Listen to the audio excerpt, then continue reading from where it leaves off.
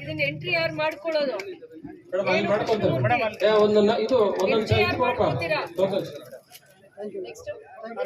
ನಾರಾಯಣ ಸ್ವಾಮಿ, ವೆಂಕಟರಮಣ ರೆಡ್ಡಿ, ಇದ್ರದ್ದು procedures procedures ಇದು ಅರ್ಜಿ ತಗೊಂಡ್ಮೇಲೆ ಏನ್ ಮಾಡ್ಬೇಕು? ಪ್ರೊಸೀಜರ್ಸ್ ಇದು ಅರ್ಜಿ ತಗೊಂಡಾದ್ಮೇಲೆ ಪೂರ್ತಿ ತುಂಬಿಸಿ ಅಲ್ಲಿ ಫಿಲ್ ಮಾಡಿ. ಅಲ್ಲಿ ಕೇಸ್ ವರ್ಕರ್ ಇದ್ದಾರೆ, ನಿಮ್ ಹೆಸರು ಕೇಸ್ ವರ್ಕರ್ ಸತೀಶ್ ಅಲ್ಲಿ ಇದ್ದಾರೆ. ಅವ್ರ ಹತ್ರ ಹೋಗಿ ಅದನ್ನ ಕ್ರಾಸ್ ವೆರಿಫೈ ಮಾಡ್ಕೊಳ್ತಾರೆ. ಏನು ಈ ಆಸ್ತಿ ನಿಮ್ಮ ಹೆಸರಲ್ಲಿ ಇದೆಯಾ, ಬೇರೆಯವ್ರ ಹೆಸರಲ್ಲಿ ಇದೆ.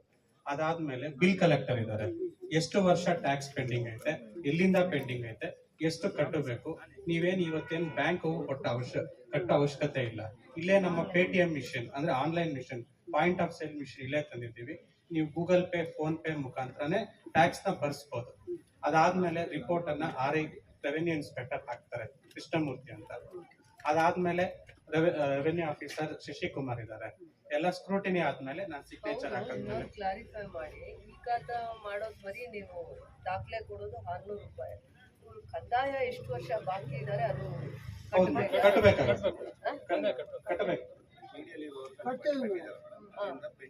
ಪೆಂಡಿಂಗ್ ಇರೋದನ್ನ ನಾವು ಕಟ್ಟಿಸ್ಕೊತೀವಿ. ಕೆಡಿಯಲ್ಲಿ ಕರೆಕ್ಟ್ ಆಗಿ ಅಪ್ಡೇಟ್ ಇರೋರು ಇಲ್ಲಿ ಅಷ್ಟೇ ಕಟ್ಟಿ ಮಾಡ್ಕೊಂಡು, ಅಲ್ಲಿ ಕಟ್ಟದೆ ಇರೋರು ಇಲ್ಲಿ ಕಟ್ಲೇಬೇಕು.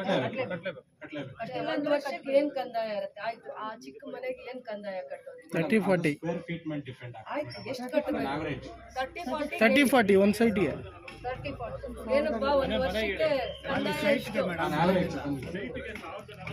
ಬನ್ನಿ ಇಲ್ಲಿ ಒಂದ್ ನಿಮಿಷ, ಅದು ಕ್ಲಾರಿಫೈ ಮಾಡಿ. ಎಲ್ಲ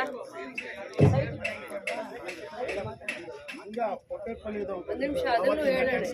ಒಬ್ಬರು ಕಾಯಿಲೆ ವಾಸಿ ಮಾಡ್ಬಿಟ್ಟು ಆಮೇಲೆ ಎಲ್ಲಾರ್ದು ಮಾಡೋಣ. ಒಬ್ಬರದ್ದು ಅಶುದ್ಧ ಇರ್ಲಿ. ಏನ್ ಕಂದಾಯ ಅಂತ ಇದೆಯಲ್ಲ, ಹೇಳ್ಬಾ ಇಲ್ವಾ ಮೇಲೆ ಬಾ.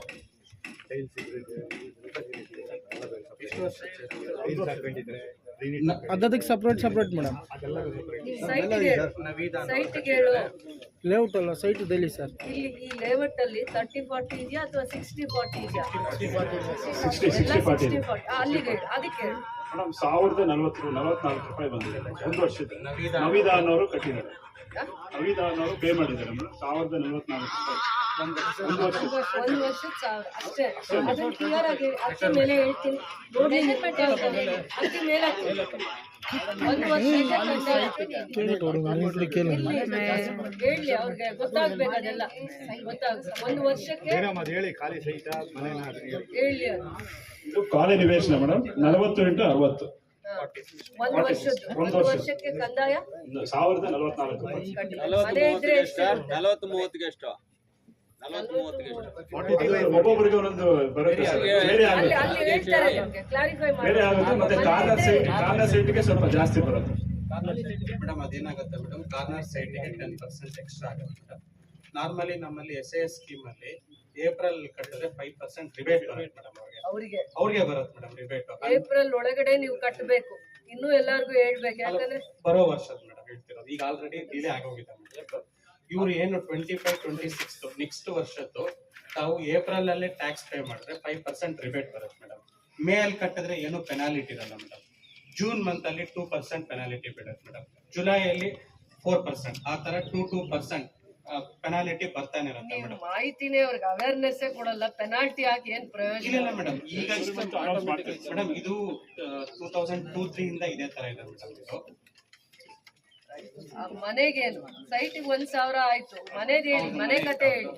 ಮನೇದ್ ಯಾರಾದ್ರೂ ದುಡ್ಡು ಕಟ್ಟಿದಾರಲ್ಲ ಅದ್ರ ಇಟ್ಕೊಂಡು ಹೇಳಿ. ಈ ವರ್ಷದಲ್ಲಿ 2 ಟ್ಯಾಕ್ಸ್ ಅಲ್ಲಿ ಕಟ್ಟಿದ್ದೀರಾ? ಇದು ಕಟ್ಟಿಸ್ಕೊಡ್ತೀವಿ.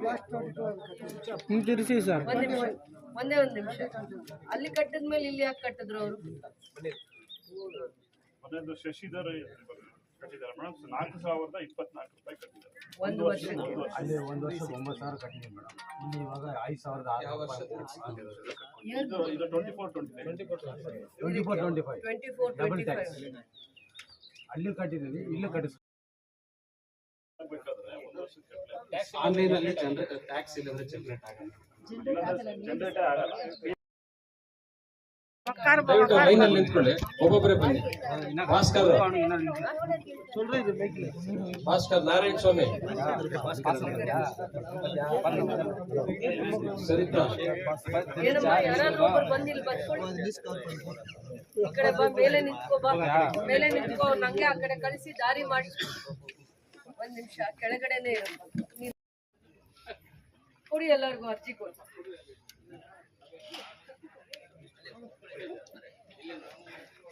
ಇಲ್ಲೇ ಕರ್ದು ಕೊಟ್ಬಿಡಿ, ಇಲ್ಲೇ ಕರೀರಿ ಅಲ್ಲ. ಆಮೇಲೆ ಪುಟ್ಟ ಒಬ್ಬೊಬ್ರು ಈ ಕಡೆಯಿಂದ ಬರ್ರಿ. ಹೆಸರು ಕರೀರಿ. ಈ ಸಿಸ್ಟಮ್ ಎಲ್ಲ ಮಾಡಿ ನೀವು ಇನ್ಮೇಲೆ ಮೇಡಮ್